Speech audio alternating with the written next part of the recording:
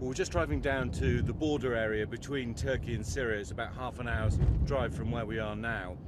There are two reasons why we're going there. The first is that there's been a big build-up of Turkish military forces, and that's partly due to the fact that it's joined the fight against ISIS militants across in Syria and also Iraq, but also because the ceasefire that had existed between Turkey and Kurdish separatists, these are militants who are looking for greater autonomy, has essentially broken down. So that's partly why there's been a build-up of military forces, but we're going down there to have a look and see exactly what it's like. So we spent about the last half an hour, three-quarters of an hour driving around the border area, trying to glimpse over the border into Syria, and the part we're in now, on the other side, inside Syria, are the ISIS-controlled areas. And in the distance, we were able to make out a tiny pinpoint black flag on top of a mobile phone mast. We've been brought to this farmhouse in the middle of nowhere, basically because we've been told that we'll be able to get a much better view across the border. So why don't we walk up the hill and see what we can find. I just launched Google Maps, and when it first located us, it located us on the Syrian side of the border. This is Magir Al-Sharif, who's a local producer, Syrian producer who works with the BBC and has for a few years. Magir, what can we see from here? So we're up near the border area, right? Where are the IS, Islamic State areas? So we can see the water tank over there. This is an IS-held village. Right. And there is another village over there, and you can see the minaret.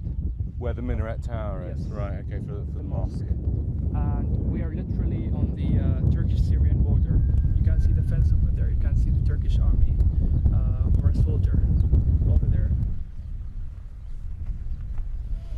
Right, so we're back at the van. We're going to go to another location now and just see if we can see anything a bit more clearly and see any evidence at all, really, of Turkish military presence.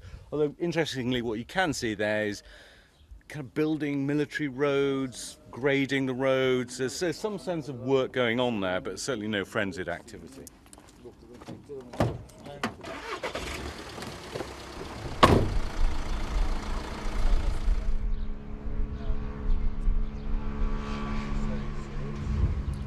So we've come down to the Kilis border crossing. If we can move the camera down there, you can probably make out a couple of Turkish flags there on either side of the road. There is a long-standing refugee camp there. And this patch of grass over here, these small trees, there is a border fence which the camera won't be able to make out beyond that. And people used to cross freely over there. In fact, there were a couple of times where we also, as journalists, crossed through this area. But I've just been told by Magir, our local producer, that a couple of people who tried to cross there recently in the last 2 weeks, were shot by the local gendarmerie, and the message has gone out to people, and so therefore people have stopped crossing this area. The border is much tighter than it ever was before. So only humanitarian aid, we're told, is now able to get across this border. Civilians certainly aren't able to cross unless they have a humanitarian need to get into Turkey.